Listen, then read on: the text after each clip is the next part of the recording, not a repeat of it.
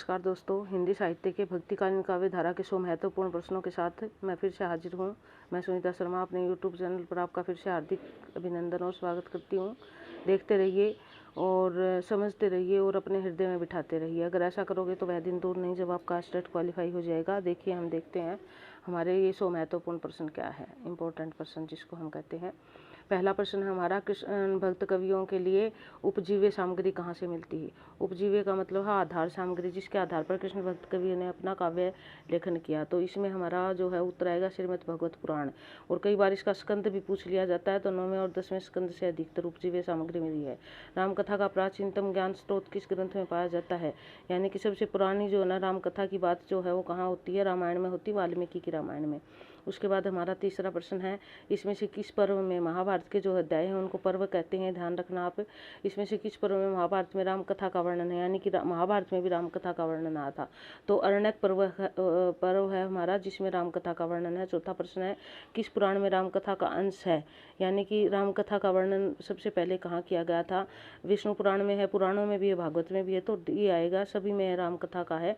उसके बाद हमारा पांचवा प्रश्न है, किस जातक कथा में रामकथा है। जातक कथा समझते हो आप, जो पौराणिक कथाएं होती है, जो धर्म और संस्कृति पर आधारित, उनको हम जातक कथा कहते हैं। तो किस जातक कथा में राम कथा का वर्णन है, पांचवा प्रश्न हमारा। इसका अनार्मक जातक आएगा, इसमें है। छठा है, पवनचर्यों के रचयिता कौन है, पहले भी पढ़ाया था मैंने आपको, हो सकता है आपको याद हो कौन है। परमचर्यु, पवनचर्यु नहीं, सॉरी, परमचर्यु है यहाँ पे, ये थोड़ी मिलती जुलती सी नाम है। तो इसके छठे का नाम जो है हमारा परमचर्यु के विमल सूरी है इसके रचयिता। सातवां हमारा, इसमें से शंभु द्वारा रचित रामकथा कौन सी है। ये देखिए, कई बार हम पेपर में भी ऐसे गड़बड़ कराते हैं, एकदम देखते ही, जैसे अभी मैंने रिएक्ट किया, सभी ऐसे करते, थोड़ा ध्यान से देखना है। यहाँ पे ये इस रचना की बात हो रही थी, इसमें से शंभु द्वारा रचित रामकथा कौन सी है, मैंने आपको ये भी पहले बताया था। सातवें का जो हमारा परमचर्यु आएगा, ये इसमें है रामकथा का वर्णन। उसके बाद हमारा आठवां प्रश्न है, महापुराण नामक जैन काव्य का संबंध किसके वृत्तांत से है, यानी कि उसमें किसका वृत्तांत किया महापुराण में, उन्होंने श्री राम का वर्णन किया है उन्होंने। उसके बाद महापुराण के रचनाकार कौन है, यानी कि महापुराण किसने लिखी थी, इसका नाम पुष्पदंत ने लिखी है महापुराण। 9वें का प्रश्न, 10वें का प्रश्न, उनका उत्तर है हमारा, किस आलावार भक्त को, आलावार संत जो थे वो दक्षिण से थे, तो यहाँ पर जिक्र है कि किस आलावार भक्त को राम की पादुका का अवतार कहा जाता था। इसमें जो हमारा षटकोप है, यहाँ पे इनका नाम है, ये थोड़ा सा पहले हो सकता आपने नहीं पढ़ा हो। उसके बाद अगला हमारा 11वां प्रश्न आता है, इसमें से रामानुजाचार्य द्वारा प्रवर्तित उस संप्रदाय का नाम बताइए, यानी कि स्थापित, जिसमें राम भक्ति का संविधान है। रामानुजाचार्य ने राम भक्ति संविधान का एक संप्रदाय की स्थापना की थी, जिसमें राम की भक्ति पर बल दिया गया था। ब्रह्म संप्रदाय जो है वो ये सारे संप्रदाय, एक ट्रिक बताऊंगी आगे जब मैं संप्रदाय अलग से करवाऊंगी आपको, तो किस तरह आप याद करो। इसमें रामानुजाचार्य द्वारा परिवर्तित उस संप्रदाय का नाम बताइए जिसमें राम भक्ति का विधान है। तो हमारा जो है 11वां प्रश्न हो गया, ये तो ऊपर रिपीट हो गया है ये प्रश्न 11वां। तो उसके बाद हमारा 13वां प्रश्न आता है, राम तारक मंत्र के रचयिता कौन माने जाते हैं, यानी कि राम तारक मंत्र के रचयिता कौन थे। राम तारक समझते हो, राम तारण, यानी कि जिस मंत्र से राम उतार देते हैं, तारक नहार बन जाते हैं, उस मंत्र के रचयिता कौन थे। 13वें का हमारा इसका आएगा रामानंद। रामानंद ने राम भक्ति दी है। रामानंद के 12 शिष्य थे, कबीर भी उन्हीं के शिष्य थे।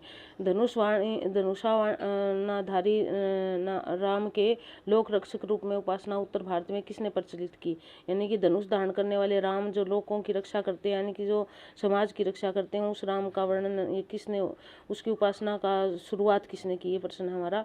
तो इसका जो है ना आएगा हमारा भी, राम भक्ति का प्रचार प्रसार करने वाले उत्तर भारत में रामानंद का बहुत बड़ा नाम है। भक्ति का मार्ग ऊंच नीच सब के लिए खोलने का श्रेय किस आचार्य को दिया गया है, यानी कि ऊंच नीच सब के लिए भक्ति है, तो ये नाम भी ये रामानंद के नाम ही है। उसके बाद हमारा, क्योंकि ये जो है वो वर्ण व्यवस्था से ऊपर उठकर श्री राम को सर्वोपरि मानते थे, इनमें से भवभूति का कौन सा ग्रंथ है जो राम के से संबंधित है। काफी इंपॉर्टेंट प्रश्न है। 16वां हमारा महावीर चरित है जो राम से संबंधित है। रघुवंशम कर देते हैं कई बार, जो कालिदास का है, ये भवभूति का नहीं है, तो महावीर चरित है। कालिदास के उस ग्रंथ का नाम बताइए जिसकी आत्मकथा है, जो कालिदास की अपनी आत्मकथा मानी जाती है, ये भी इंपॉर्टेंट प्रश्न है। कौन से ग्रंथ में कालिदास ने अपने बारे में बताया, तो रघुवंशम जो है ना कालिदास की अपनी कथा है। उसके बाद दशावतार चरित्र की रचना किसने की, दशावतार यानी कि भगवान विष्णु के 10 अवतारों की बात हो रही है यहाँ। इसका चरित्र की की रचना करने वाले क्षेमेंद्र थे। इनमें से क्षेमेंद्र की रचना कौन सी है जिसमें कथा है, यानी कि एक कहानी के रूप में किसकी कथा है यहाँ पे। 19वां प्रश्न है हमारा, 19वें का आएगा राम कथा मंजरी, ये भी है उनकी राम के जीवन की कथा है। 20वां जो है हमारा प्रश्न राघव के रचयिता कौन थे, ये ए और बी हमारा ऑप्शन यहाँ लिखा नहीं है। और 20वें का हमारा ऑप्शन जो है, इस 20वें को छोड़ देते हैं हम, इसके ऑप्शन कौन कौन से हैं देख के बाद में कराऊंगी आपको।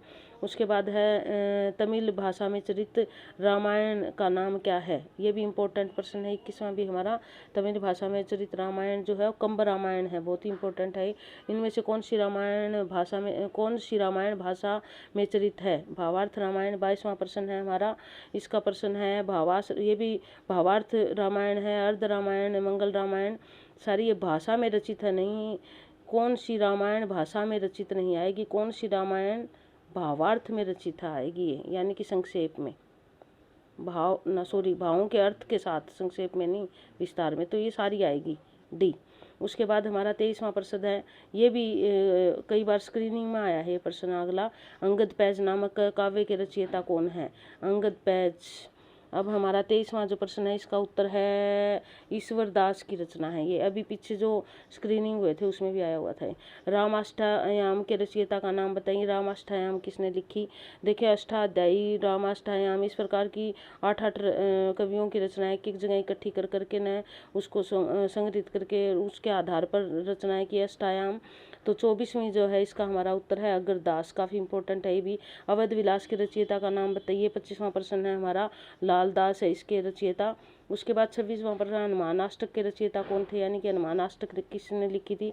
26वें प्रश्न का उत्तर आएगा हमारा हृदय राम की हनुमानाष्टक, ये डी आएगा। 27वां है, तुलसी की उस रचना का नाम बताइए जो कवित सवैया शैली में लिखी गई है। कवित और सवैया शैली में तुलसीदास जी ने कौन सी रचना लिखी है। 27वां आएगा हमारा कवितावली, ये कवित और सवैया शैली में लिखी। राम को भेजने के लिए तुलसी ने किस ग्रंथ की रचना की थी, भजने के लिए आएगा, भेजने के लिए नहीं है, यहाँ पे ध्यान देना। रामचरितमानस, दोहावली, वैरवी, रामायण, विनय पत्रिका, नहीं सॉरी भेजने, ठीक है, विनय पत्रिका का जिक्र है तो फिर भेजने का लिया है। एक पत्र के रूप में, कई बार ये ऐसे भी आती है, राम को भेजने के लिए एक पत्र के रूप में तुलसीदास ने किस ग्रंथ की रचना की थी। 28वें का डी है, विनय पत्रिका है, ये एक पत्र माना जाता है जो राम को चिट्ठी के रूप में भेजा था, कहते तुलसीदास ने। उसके बाद 29वां आता है, इनमें से कौन सी रचना तुलसी की नहीं है। पार्वती मंगल, जानकी मंगल, रुक्मणी मंगल, रामायण तुलसी की नहीं है, रामचरितमानस है तुलसी का। उसके बाद इसमें से किस काव्य ग्रंथ में तुलसी ने ब्रज भाषा का प्रयोग किया है। देखिए, तुलसी सूरदास के पास गए थे और सूरदास से प्रभावित होकर उन्होंने भी जो है वो ब्रज भाषा में कुछ रचनाएं रची थी। बाकी तो वैसे तो उनकी अवधि भाषा थी, लेकिन कुछ रचनाएं थी उनकी जो उन्होंने 3-4 रचनाएं जिनका जिक्र यहाँ है वो ब्रज भाषा में, विनय पत्रिका, कवितावली और गीतावली, ये उपयुक्त तीनों जो है हमारा, ये इसका उत्तर आएगा, उपयुक्त तीनों आएगी, यानी कि तीनों लिखी है उन्होंने। आरती कीजिए हनुमान लला की, यह पंक्ति किस कवि की है, यानी कि किसने लिखी है हनुमान जी की आरती, रामानंद ने लिखी है। उसके बाद साकेत किसका लिखा हुआ रामकथा पर आधारित महाकाव्य, बहुत ही इंपॉर्टेंट प्रश्न है हमारा। साकेत किसकी रचना है, राम काव्य पर किसने लिखा, मैथिली शरण गुप्त का नाम आएगा यहाँ पे। उसके बाद हमारा 33वां है, श्री रामार्चन पद्धति ग्रंथ के रचयिता कौन थे, यानी कि रामार्चन पद्धति ग्रंथ किसने लिखा था, रामानंद जी ने लिखा था, क्योंकि राम की भक्ति का विस्तार रामानंद संप्रदाय की प्रसिद्धि गद्दी राजस्थान में कहाँ है, ये भी इम्पोर्टेंट प्रश्न है। अभी हाल ही में किसी जो है ना कंपटीशन एग्जाम में आया है, गलता जी। उसके बाद 35वां प्रश्न हमारा, तपसी शाखा का पल्लवन किसने किया था, श्री कृष्णदास ने किया था। उसके बाद अगला है हमारा 36वां, भक्तमाल के रचयिता कौन थे, ये भी इम्पोर्टेंट प्रश्न है। 36वां हमारा भक्तमाल के रचयिता नाभादास है। मुझ गोसाई चरित के रचयिता कौन थे। 37वां प्रश्न हमारा बेनी माधव दास है इसके। उसके बाद तुलसी के चरित जीवन को जानने के लिए कौन सा ग्रंथ सर्वाधिक, यानी कि जिसमें तुलसीदास जी ने अपने बारे में लिखा है, अपने आप को उन्होंने राम का कुत्ता और पता नहीं क्या क्या कहा है, मांगी के खाबो मसीत में सो तो लेबो को एक न देबो को दो, ये सारी पंक्तियां उसी रचना से है। 38वां इसका जो है मोल गोसाई चरित है, और कवितावली में भी थोड़ा थोड़ा अंश मिलता है उनका, लेकिन पूरा मोल गोसाई चरित है जिसमें उनके जीवन के चरित्र के बारे में लिखा गया। तुलसीदास ने स्वयं कवितावली में लिखा है। उसके बाद अगला 39वां, तुलसी के किस रचना में उनके जीवन से संबंधित वृत्तांत अधिक है, यानी कि कौन सी। अभी ये प्रश्न आ गया जो मैं पीछे आपको कह रही थी। 39वां प्रश्न इसका सी है, यानी कि अपने जीवन के बारे में कवितावली में लिखा उन्होंने। तुलसी का समय इसमें से क्या है, यानी कि किस समय से किस समय तक थे तुलसी। उत्तर हमारा 1532 ईस्वी में है, ध्यान रखना। संवत में आएगा तो 54 ईयर इसमें जुड़ जाएंगे। उसके बाद है तुलसी की माता का नाम क्या था। तुलसी की माता का नाम क्या था, हुलसी था। उसके बाद अगला है हमारा रत्नावली उनकी पत्नी थी। उसके बाद अगला है हमारा आचार्य रामचंद्र ने तुलसी का जन्म स्थान कहाँ माना है, क्योंकि देखिए तुलसी जी के जन्म स्थान के बारे में अनेक किंवदंतियां हैं। तो रामचंद्र शुक्ल कहाँ मानते हैं उनका जन्म स्थान। रामचंद्र शुक्ल उनका जन्म स्थान मानते हैं राजापुर में, जैसे कि हम पढ़ते हैं, कई लोग सोरों में भी मानते हैं। अस्थि चर्म देह ममतामयी ऐसी प्रतीत, यह कथन किसका है। तो कहते हैं कि अंतिम समय में तुलसीदास जी थे, उनको जो है वो काफ़ी बीमार भी हुए थे, लेकिन वो जो है ना, हाँ, जब वो जवानी में थे तो वो रत्नावली के प्यार में इतने पड़ गए थे कि वो छोड़ के नहीं जा। अस्थि चरम देह ममता में ऐसी प्रतीत, कहता है कि जितना इस आडमास के बने हुए देह से इतनी प्रतीत है, इतनी अगर भगवान से, ये रत्नावली का कथन है हमारा। उसके बाद है 44वां हमारा, काशी में तुलसी ने किस गुरु के पास रहकर विद्या अध्ययन किया। तुलसीदास जी के काशी में उनके गुरु का नाम था, यहाँ पे शेष सनातन जी महाराज थे, जो उनको अपने साथ ले गए थे। सबसे पहले यही लेके गए थे, उससे पहले तो ऐसे ही घूमते रहते थे। उसके बाद 45वां प्रश्न है हमारा, आचार्य रामचंद्र शुक्ल ने तुलसी के प्रमाणिक ग्रंथों की उन्होंने 12 माननी है, वैसे बहुत सारे लोग 24 मानते हैं उनके ग्रंथों की रचना। उसके बाद इनमें से तुलसी के समकालीन कवि कौन थे, यानी कि तुलसी के समय के कवि का नाम यहाँ, यानी कि नंददास, रहीम, सूरदास, ये सभी तुलसी के समकालीन कवि थे। भैरवी रामायण की रचना तुलसी ने किसके आग्रह पर की थी। तुलसी के मित्र थे। 47वां प्रश्न है हमारा, रहीम, और रहीम के आग्रह पर उन्होंने भैरवी रामायण की रचना की थी। उसके बाद तुलसी की गीतावली, बहुत इंपॉर्टेंट प्रश्न था पिछला हमारा 48वां, ये जो है इंपॉर्टेंट प्रश्न है, ध्यान देना। 48वां है, तुलसी की गीतावली किस कविता की रचना से प्रभावित है, यानी कि किससे प्रभावित होकर उन्होंने लिखी गीतावली। तो 48वें का हमारा सूरदास, सूरदास से प्रभावित हुए थे, मित्र थे सूरदास। हनुमान बाहु के रचयिता कौन है, यानी कि हनुमान बाहु किसने लिखा है, तुलसी ने लिखा। रामचंद्रिका के रचयिता का नाम बताइए। रामचंद्रिका किसने लिखी, रीतिकालीन ग्रंथ रामचंद्रिका किसने लिखी। 50वां जो प्रश्न है हमारा, सी केशव ने। अगला हमारा 51वां आता, रामचरितमानस में राम में कौन सा गुण है, यानी कि शक्ति है, शील है, सौंदर्य, तीनों गुण है तो उपयुक्त से भी आएगा। भास्कर रामायण किस भाषा में लिखी गई है। 52वां प्रश्न हमारा, बी तेलुगु में लिखी गई भास्कर और रामायण। उसके बाद 53वां, मराठी भाषा के रचित भावार्थ रामायण के रचयिता कौन थे।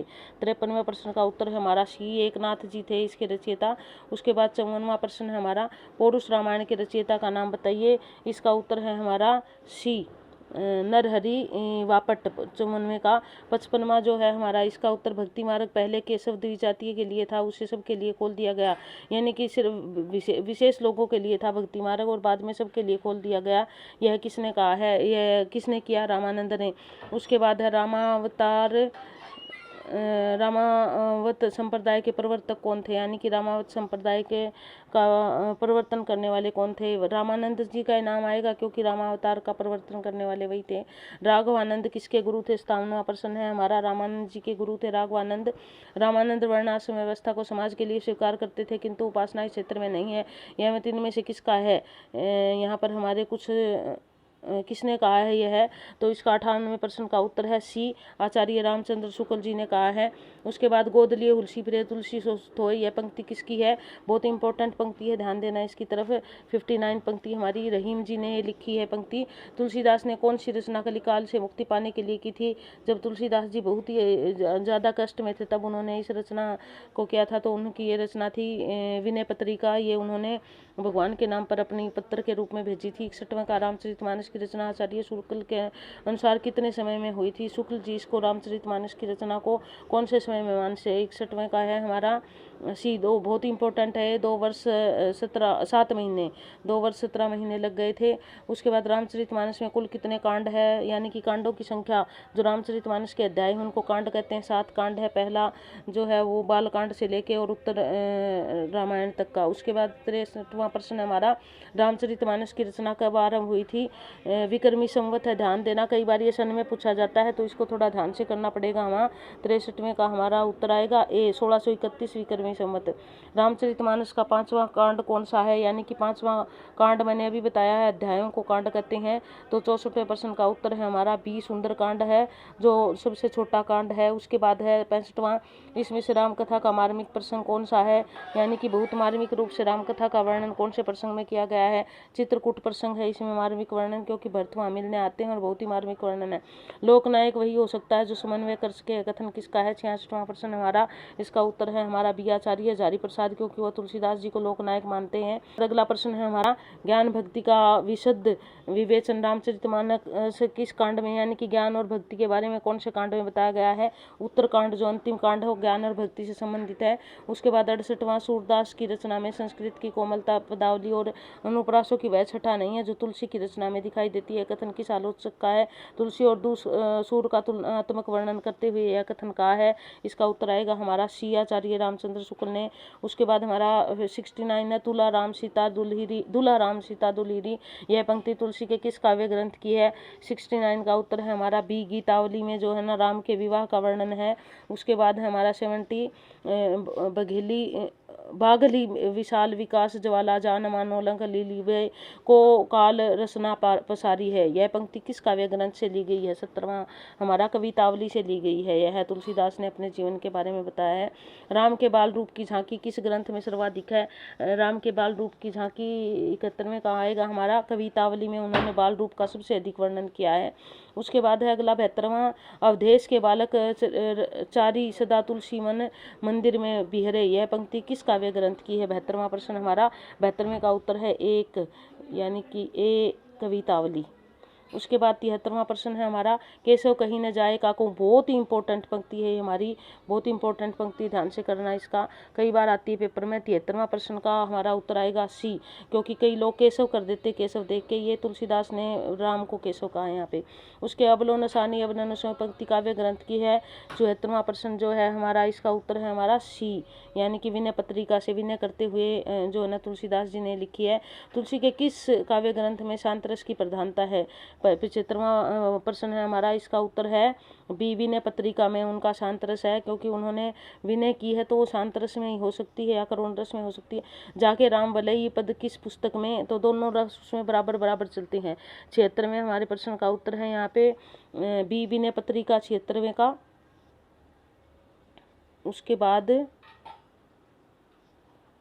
बी 77वें का तुलसी की भक्ति किस प्रकार की थी। देखिए 9 प्रकार की भक्ति होती है, उसमें तुलसीदास जी की भक्ति पूछी गई है कि किस पर सख्य भाव की थी, पुष्टि भाव की थी, माधुर्य भाव की थी, दास्य भाव की थी। ये बी भाग लिखना, ये भाव लिखा यहाँ पे आएगा आपका दास्य, और ये इसका उत्तर है, यानी कि दास्य भाव की भक्ति की थी उन्होंने। उसके बाद 78वां प्रश्न हमारा, तुलसी किस दार्शनिक मूल के भक्त कवि थे। 78वां प्रश्न का उत्तर है हमारा डी विशिष्टावादी थे, यानी कि भगवान विष्णु को सर्वोपरि मानते हैं, राम का अवतार मानते हैं। रामचरित का महत्व आज भी किस कारण है। 79 का हमारा है सी जीवन मूल्यों के कारण है, यानी कि उन्होंने जीवन मूल्यों पर बल दिया था, इसी कारण आज भी वो उनके जो है वो प्रसंग लोगों में गाए जाते हैं और उनके उदाहरण दिए जाते हैं। राम भक्ति काव्य परंपरा में दाम्पत्य मूलक उपासना को लेकर चलने वाली श्रृंगारी भावना के प्रवर्तक कौन थे। 80वां प्रश्न, इसका उत्तर है हमारा रामचरण दास है। उसके बाद 81वां प्रश्न है हमारा, भक्तमाल के रचयिता कौन थे। ये आपकी जो है यहाँ पर रिपीट हो गई है, 81वां प्रश्न पहले भी आ चुका है, तो इसलिए इसको चलो एक बार फिर देख लेते हैं। डी उत्तर आएगा इसका। इसमें तुलसी की कृति कौन सी है, यहाँ कुछ रचनाएं दी गई है, कौन सी कृति है। साहित्य लहरी, रुक्मणी मंगल, पार्वती मंगल, कवित रत्नाकर तुलसी की नहीं है, बाकी तुलसी जी की है। इसमें से तुलसी की रचना कौन सी है। कवि प्रिया, वैराग्य संदीपनी, वैर विनायक, इसमें वैराग्य संदीपनी तुलसी की रचना है। उसके बाद अगला प्रश्न आता है हमारा, 84 वैर रामायण के रचयिता कौन है, तुलसी है। उसके बाद आता है रामचरितमानस का प्रारंभ तुलसी ने कहाँ से किया था, यानी कि कहाँ पर लिखनी शुरू की थी रामचरितमानस, तो 85 का आएगा बी, अयोध्या में लिखनी शुरू की थी उन्होंने। उसके बाद हमारा 86 का आएगा, राम भक्ति शाखा के अंतर्गत वैरागी दल का गठन किसने किया था। 86वें प्रश्न का उत्तर है हमारा, रामानंद ने वैरागी दल का गठन किया था। तपसी शाखा का गठन किसने किया था। 87वें का उत्तर है हमारा सी, द्वारिका दास ने किया था। और 88वां प्रश्न है, राम रक्षा स्तोत्र की रचना किसने की थी। ये भी इम्पोर्टेंट प्रश्न 88वां बी रामानंद ने की थी। उसके बाद 89वां प्रश्न है हिंदी काव्य धारा राम काव्य के मुख्य प्रेरणा स्रोत कौन थे, यानी कि मुख्य प्रेरणा कहाँ से मिली, तो इसका उत्तर स्वामी रामानंद आएगा। उन्होंने प्रेरणा दी हिंदी काव्य धारा को फैलाने की और लोगों को राम की भक्ति करने के, हिंदी में राम काव्य की और राम की भक्ति करने की। 90वां प्रश्न है हमारा हिंदी साहित्य का स्वर्ण युग किस काल को माना है, बहुत ही इंपॉर्टेंट प्रश्न है और आप सबको पता भी होगा भक्ति काल को। जानकी जी की सखी बनकर रचना करने वाले राम भक्त कवि कौन थे, ये भी इंपॉर्टेंट प्रश्न है। 91वां भी हमारा अगर दास जानकी की सखी बनकर रचना करते थे, सखी के रूप में स्वयं को चित्रित करते थे वो। 92वां है तुलसी की मान्यताएं किस संप्रदाय में सर्वाधिक प्रवादिक है, यानी कि कौन सा संप्रदाय उनकी मान्यताओं को मानता है, उत्तर है श्री संप्रदाय।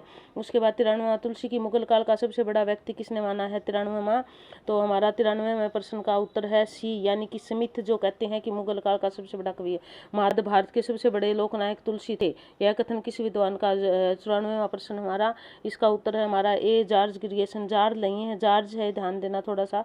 उसके बाद 95वां हमारा प्रश्न में किस पुराण को शामिल किया गया था, 95वां प्रश्न का उत्तर है हमारा सी, यहाँ पर श्रीमद् भगवत पुराण को। उसके बाद 96वां ईश्वरीय प्रेम को भक्ति की संज्ञा किसने दी है, 96वें प्रश्न का उत्तर है हमारा एक नारद ने दी है। 97वां प्रश्न है हमारा इसमें से किस ग्रंथ की रचना भक्ति काल में नहीं हुई, यानी कि कौन सा ऐसा ग्रंथ है जो भक्ति काल में रचित नहीं है, सी साकेत आधुनिक काल का है। उसके बाद अगला है वैष्णव भक्ति को स्थापित करने वाले आचार्यों का समय क्या है, 98वां प्रश्न का इसका उत्तर है हमारा बी, ये भी इंपॉर्टेंट प्रश्न है हमारा। उसके बाद 99वां इसमें से तुलसी का समकालीन कवि कौन नहीं है दिया गया है, तो यहाँ पर केशव जो है वो तुलसी का समकालीन नहीं है। उसके बाद 100वां रामानंद की शिष्य परंपरा में तुलसी किस पीढ़ी में आते हैं, 100वें का उत्तर है हमारा बी, यानी कि 7वीं पीढ़ी में आते हैं वो। इस प्रकार हमारा यह 100 नंबर की क्विज पूरी हुई। ध्यान रखिए, देखते रहिए, शुरू से अंत तक सारी वीडियो देखें और लाइक करें, शेयर करें, सब्सक्राइब करें और वीडियो अच्छी लगे तो देखते रहिए और अपने कमेंट्स देते रहिए।